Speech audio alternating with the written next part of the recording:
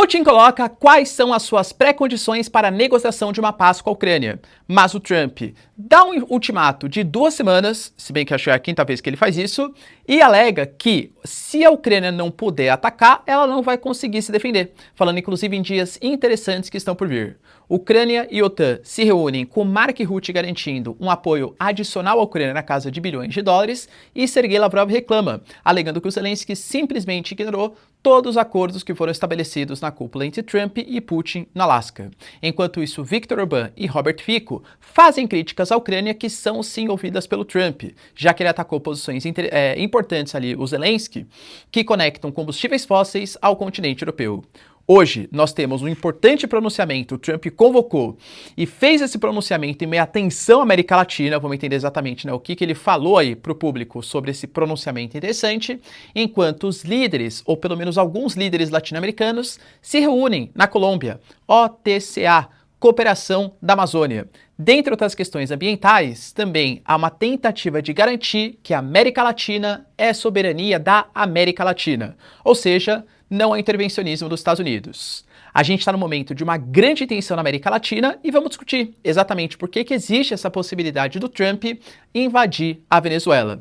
Vai lembrar, pessoal, que a China também se posicionou de maneira bastante enfática, contrária à posição dos americanos, que podem fazer ações na América Latina para combater o narco, enfim, que atua na região, enquanto Israel é acusado pela ONU de propagar fome na faixa de Gaza. Eu diria que é a primeira vez de maneira tão enfática que a ONU se pronuncia dessa maneira. Se vocês querem entender um pouco mais sobre esses assuntos, e muito mais também sobre geografia, geopolítica, atualidades, política, polêmicas, enfim, tudo para você se manter sempre bem atualizado, já se inscreve no canal, deixa seu like, compartilha esse vídeo, que é o professor Ricardo conto muito com a sua ajuda. Belezinha? Pessoal, presta atenção que a Nomad, que é a maior e melhor conta internacional do Brasil e é parceiraça aqui do canal, está oferecendo para você a possibilidade de você comprar os seus dólares com as melhores taxas do mercado e usando o meu cupom você vai ter acesso a 15 centavos de desconto por dólar que você converter. Cara, vocês têm noção que o dólar, ele tá batendo na casa de 5,40, 5,41 e com o meu cupom você pode comprar ele a 5,25, coisa que há um ano atrás, próximo aí dezembro mais ou menos, né? Chegou na casa de quase 6,20, 6,30. Poxa, eu pelo menos Ricardo aproveito para diversificar minhas posições com a melhor e digo para vocês, pessoal, mais de 3 milhões de usuários, inclusive eu, tá extremamente satisfeito, porque você pode usar, por exemplo, em mais de 180 países. Muito melhor do que usar o cartão de crédito, por exemplo, com aquelas taxas adicionais e tal, é você comprar de maneira antecipada, pelo menos eu penso assim, fora que você tem acesso a vários outros benefícios, como, por exemplo, acesso ao cartão Nomad Explore, que te dá pontos que não expiram para você tocar por produtos, serviços, você ganha cashback dolarizado a partir da sua utilização aqui no Brasil, então posto de gasolina, restaurante, etc. Fora vários outros benefícios, como acesso ao Nomad Lounge, que é a sala VIP da Nomad, dentre outros pontos excelentes que o cartão Visa e Nomad te oferecem. Então, pessoal, link na descrição, cupom Ricardo15 e tem acesso à melhor conta internacional do Brasil. Tamo junto? Então, bora lá pro vídeo, pessoal. Como eu falei para vocês na introdução, de fato, a gente teve uma notícia importante de quais são as pré-condições que o Putin está colocando para estabelecer uma paz na Ucrânia. E não foge muito do que a gente tinha colocado. A prerrogativa de convocar eleições, já que o Zelensky, segundo a Rússia, é um presidente ilegítimo, não poderia assinar um documento, já que ele não passou pelo processo eleitoral. A Ucrânia não pode entrar para a OTAN, isso fica proibido, mesmo que haja algum tipo de garantia de segurança, sendo que essa garantia de segurança não pode ter o estabelecimento de tropas europeias em solo ucraniano, o Putin também não admitiria isso, e ele também, claro, quer que a Crimeia e Donbás sejam territórios russos. Vale lembrar que Donbás ainda não está completamente dominado pela Rússia, a gente vai falar mais ou menos ali de 85%, 90% que está sob domínio, mas parte ali do território não está. O Trump, ele fala que ele vem buscando negociar, ouvir os dois lados, até falou uma frase mais ou menos ali interessante, né? Colocando que o Zelensky e o Putin são muito difíceis, porque é como misturar óleo com vinagre, eles não se dão muito bem por motivos até meio óbvios, e falou que ele vai conseguir ter uma noção um pouco melhor com um prazo de 2 semanas, que daqui 2 semanas ele vai poder falar exatamente quem tem a razão, quem quer negociar, quem quer a paz, quem não quer, e a partir daí tomar as devidas ações. Por que eu falei para vocês na introdução, né? De novo, porque se tem uma coisa que o Trump fala, é da bendita 2 semanas, né? Ah, não, eu tenho 2 semanas para pensar, 2 semanas. Cara, se todas as 2 semanas, acho que já passaram umas 15 2 semanas, né? Que ele já falou. Então o Trump, ele sempre vai ameaçando, postergando, enfim. Parecia que ele estava com uma postura um pouco mais dura em relação ao Putin. Aí ele foi lá e começou a falar sobre Copa do Mundo, aí depois mostrou uma foto dele com o Putin ali, anunciando inclusive que o Putin pode estar na abertura da Copa do Mundo, que vai ser sediada nos Estados Unidos, Canadá e México. Então meio que já foi tudo por água abaixo, né? É difícil saber exatamente o que o Trump pensa. Até porque esperava-se uma postura um pouco mais agressiva, porque ele fez um pronunciamento, ele colocou ali, por exemplo, que é muito difícil, se não impossível, vencer uma guerra sem atacar um país invasor, falando sobre a Rússia, claro. É como um grande time no esporte que tem uma defesa fantástica, mas que não pode jogar no ataque. Não há chance de vitória e é assim com Rússia e Ucrânia. Depois ele mais uma vez criticou o Sleep Joey, né, que é a maneira como ele chama o Biden, alegando que o Biden não permitia ataques ucranianos, o que de fato é verdade. Durante muito tempo, os Estados Unidos, por exemplo, ele não cedia mísseis de longo alcance, já que esses mísseis poderiam ser utilizados para atacar o território russo, e os Estados Unidos e grande parte do continente europeu via isso como os Estados Unidos ou o continente europeu atacando diretamente a Rússia, e para evitar maiores problemas, não fornecia armas de ataque, somente de defesa. Então o Trump fala de armas de longo alcance, de atacar a Rússia, aí ele fala que tempos interessantes estão por vir e dá o prazo de 2 semanas. Não parece que ele está indo meio contra o Putin? Aí depois ele fala que o Putin pode ir para a Copa do Mundo, que ele acha que é um ótimo negociador. O próprio J.D. Vance fala que o Putin, por exemplo, ele gosta de conversar com o Putin, porque o Putin defende os interesses do povo russo. Então fica sempre essa dúbia interpretação sobre qual vai ser a postura, claro, do governo americano.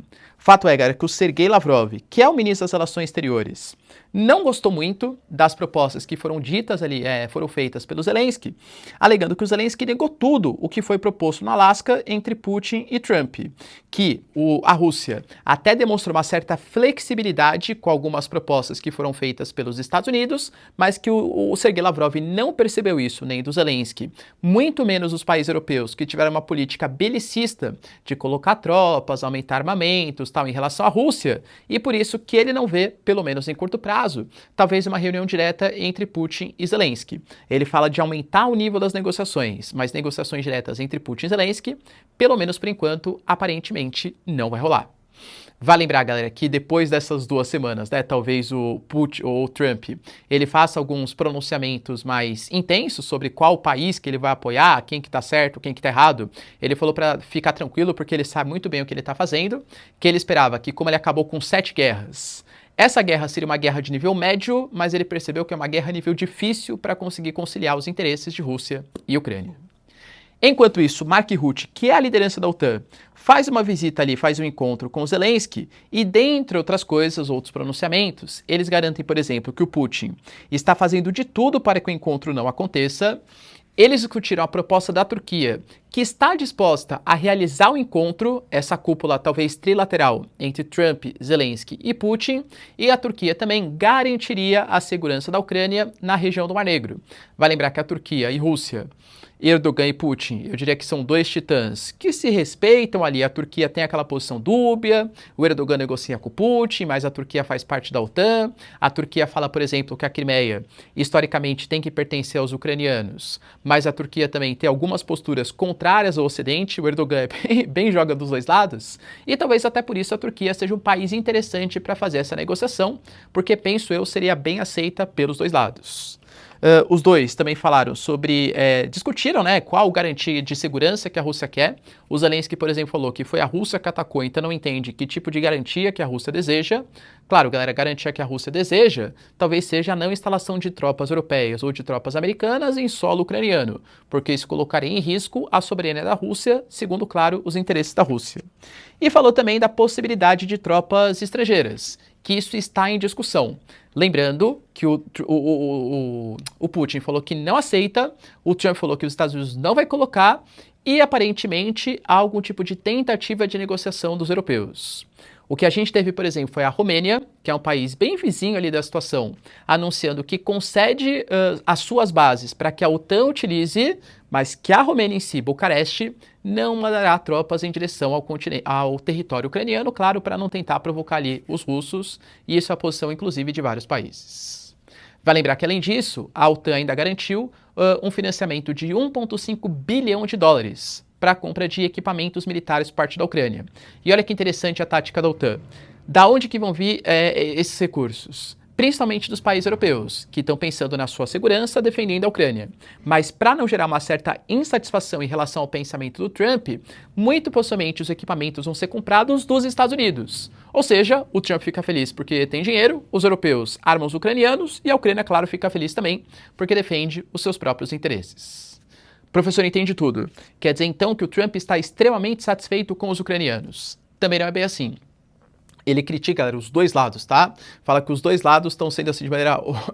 negociando de maneira horrível.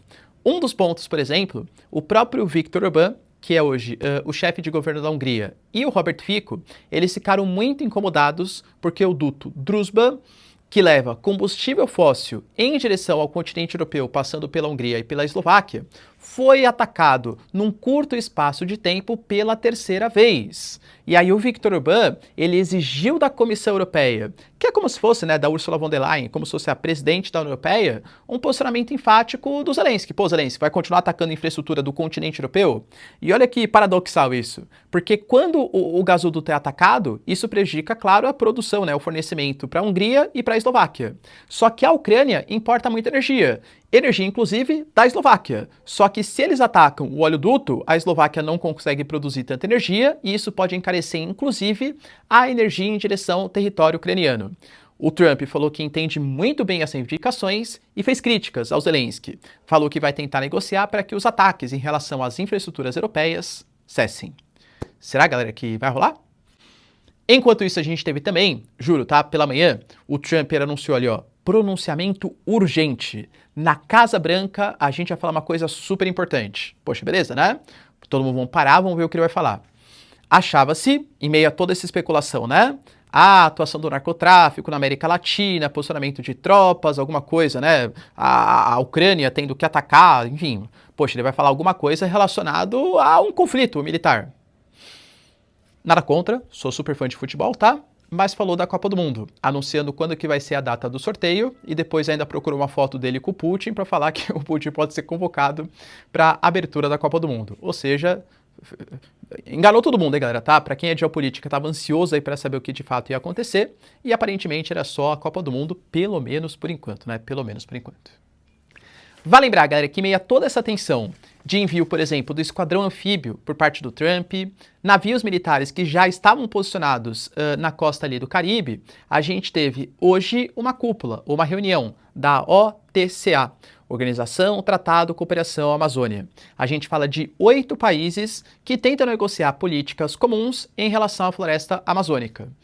A cúpula que a gente teve em 2023, por exemplo, realizada em Belém, ela tentou deliberar, por exemplo, uma espécie de Conselho da Amazônia, que seria uma espécie de parlamento em que cada um dos países enviariam representantes, mas seria um parlamento consultivo, não exatamente deliberativo. Ou seja, eles não teriam poder para fazer nada, mas teriam poder, assim, para dar suas declarações, suas opiniões, ouvindo comunidades locais, dentre outros pontos interessantes. Só que agora, para que foi feita a cúpula da OTCA? Porque estamos em meio, primeiro, às vésperas de uma COP30, com informações extremamente preocupantes. A gente está, galera, há pouco mais de 2 meses da reunião que vai acontecer em Belém, e por conta dos preços altíssimos e da falta de infraestrutura em Belém, dos mais de 190 países que foram convocados, a gente só tem 47 confirmações. A ONU está desesperada pedindo para o Brasil garantir subsídios, enquanto o próprio Lula ele vem criticando não exatamente a possível falta de infraestrutura, o preço alto do setor de hotelaria, do Airbnb, mas sim alegando que é por um certo preconceito. Ele até mesmo falou, né, realmente Belém não é chique como Paris, mas é a real situação. E aí, na minha concepção, eu acho que é interessante você fazer uma COP30 que o principal discurso vai ser o financiamento dos países desenvolvidos, as políticas ambientais de desenvolvimento sustentável, o mecanismo de desenvolvimento limpo, reduzir as emissões de gás carbônico e metano para a atmosfera, que os países desenvolvidos têm que financiar. Poxa, fazer essa reunião em meio à floresta amazônica, ouvindo comunidades locais, eu acho que é muito simbólico, muito interessante, desde que haja infraestrutura para isso, né? Porque se você não fornece uma rede hoteleira, uma rede adequada para receber, isso faz com que fique muito caro. E sabe quem não vem quando fica muito caro? Sim, os países mais pobres, justamente os que vão pedir o auxílio financeiro e que poderiam fazer voz a uma demanda pelo financiamento dos países desenvolvidos. Ou seja, até perde a lógica. O governo brasileiro e a ONU consideram fazer uma espécie de subsídio para que não seja uma COP30 esvaziada. Pois bem, galera, além da questão da proteção ambiental, os países também vão fazer uma declaração, só que aí há um problema, vamos entender exatamente qual, né?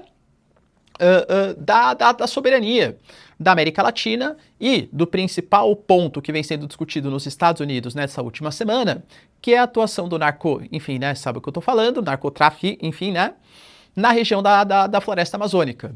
Eles entendem que isso é um problema, mas grande parte dos países delibera que é um problema que deve ser solucionado pelos países latino-americanos e não exatamente por potências estrangeiras.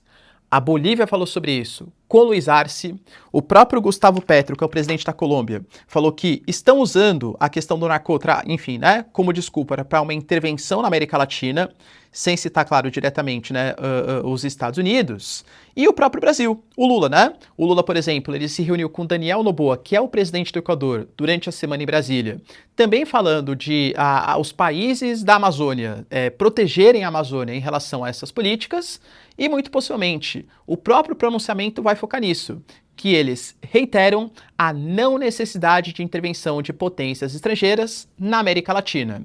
Sendo sincero, é praticamente dado como favas contadas. E eu falo isso pelo próprio pronunciamento do Nicolás Maduro. Ele fala, é tempo de paz, não é tempo de guerra, há potências estrangeiras interessadas nos nossos combustíveis. Cara, algum tipo de inteligência já coordenou ali que os Estados Unidos podem fazer. A própria Reuters fala que a ação pode ser nesse domingo. Ou seja, podemos estar breve aí. Lembrando, né, que o Nicolás Maduro, ele não é visto como um chefe de Estado pelos Estados Unidos, ele é visto como o líder de um cartel. Os Estados Unidos não reconhecem as eleições venezuelanas do ano passado, alegando que o Edmundo González é o presidente de fato e não o Nicolás Maduro, então por isso para eles não há nenhum tipo de problema em fazer uma intervenção no que não é um Estado. Estado, o conceito em si, ele fala de um povo que está sob tutela de um governo dentro de um território com soberania, limites e fronteiras estabelecidas. Como Nicolás Maduro não é o governo reconhecido, não existe hoje Estado da Venezuela. Os Estados Unidos alegam que há uma possibilidade de tirar o Nicolás Maduro e colocar o Edmundo González ou a Maria Corina Machado, com a intenção de aí sim ter o estabelecimento de um Estado na região.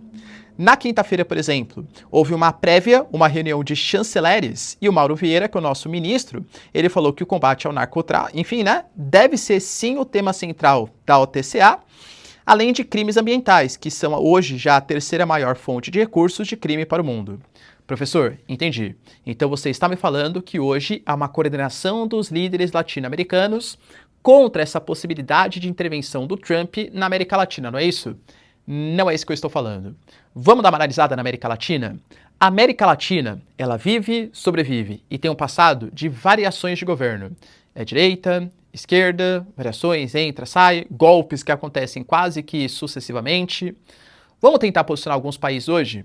Quando a gente faz uma análise do cenário geral da América Latina, principalmente da América do Sul, que é de fato a região mais importante, a gente sabe que a China cresceu muito os seus investimentos nos últimos anos, convidando países para serem parte dos BRICS. O Brasil, que já fazia parte, a Colômbia, por exemplo, que entrou na nova Rota da Seda, que faz parte hoje, que é financiamento do NDB, que é o Banco dos BRICS. O Brasil, que está planejando, já até anunciou que fará isso, né?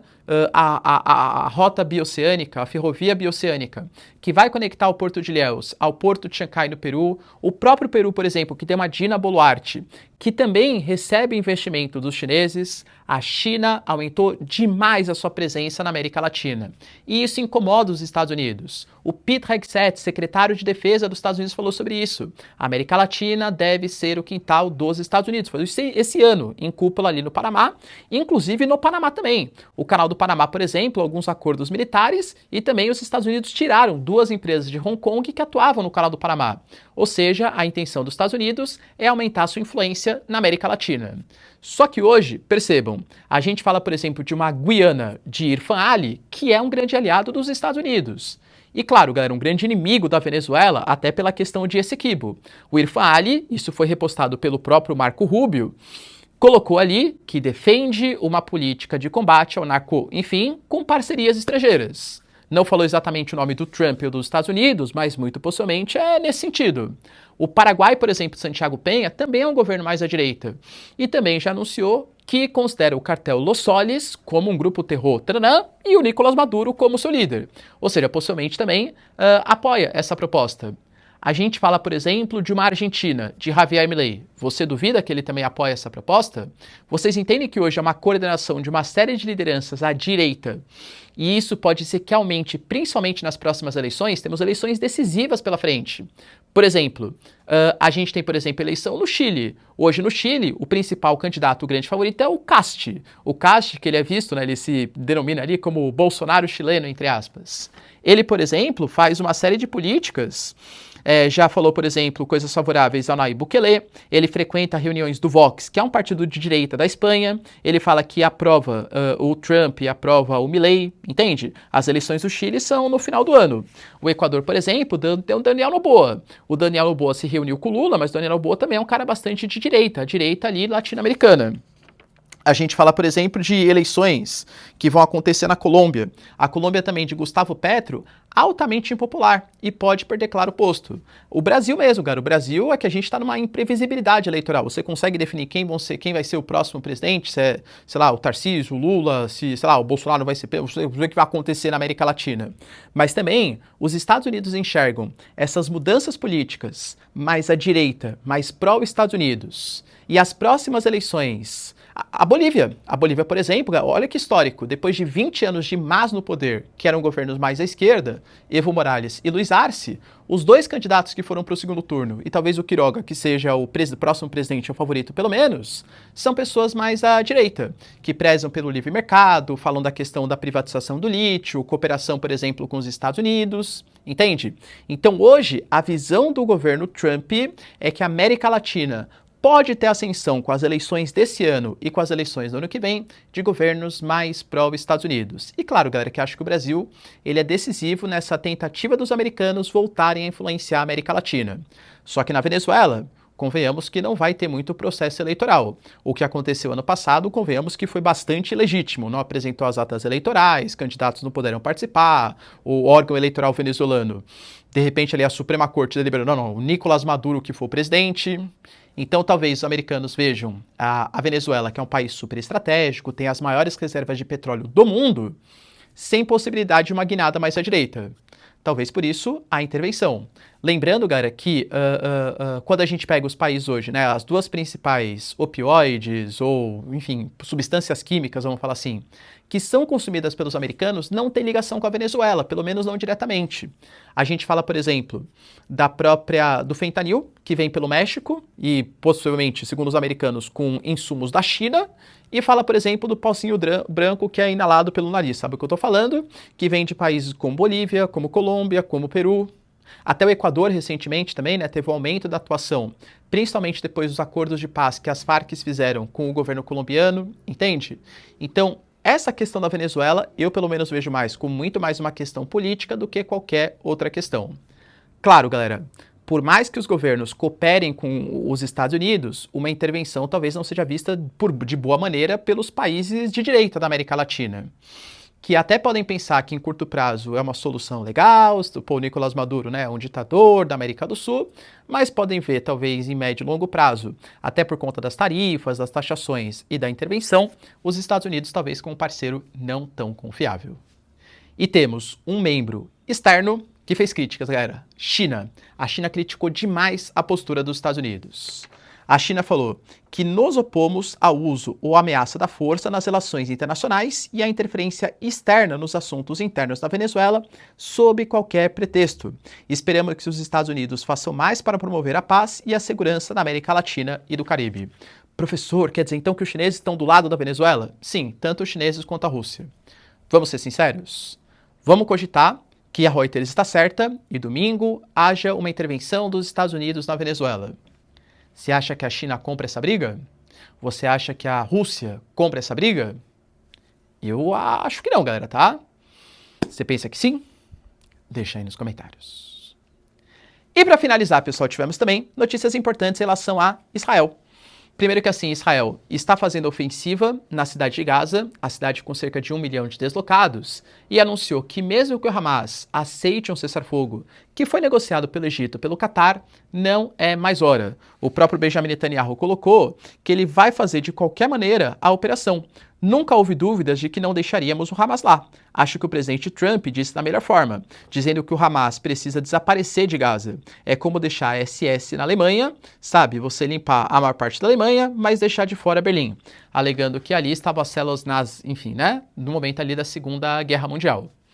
Só que, ao mesmo tempo, há preocupações graves com as questões humanitárias. Até por relatórios recentes que foram divulgados, inclusive da própria ONU, que coloca, por exemplo, que 132 mil crianças com menos de 5 anos hoje estão sob condição de subnutrição aguda, isso é o relatório do IPC, que é ligado à ONU, coloca também que 83% das mortes que acontecem em Gaza eram de civis, mais ou menos 8.900 em relação aos 53 mil pessoas que morreram, ou seja, os principais atingidos não foram militantes, não foram terror do Hamas, foram civis na região, e coloca, pessoal, dentre outras coisas, que uma pessoa a cada 6 horas hoje tem a possibilidade de morrer de fome na faixa de Gaza.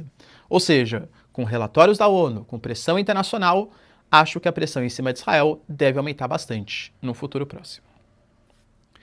Beleza, pessoal? Deu para entender os principais acontecimentos? Se vocês curtiram o vídeo, então, já deixa seu like, se inscreve no canal. Tamo junto, beijos, abraços e tchau, tchau.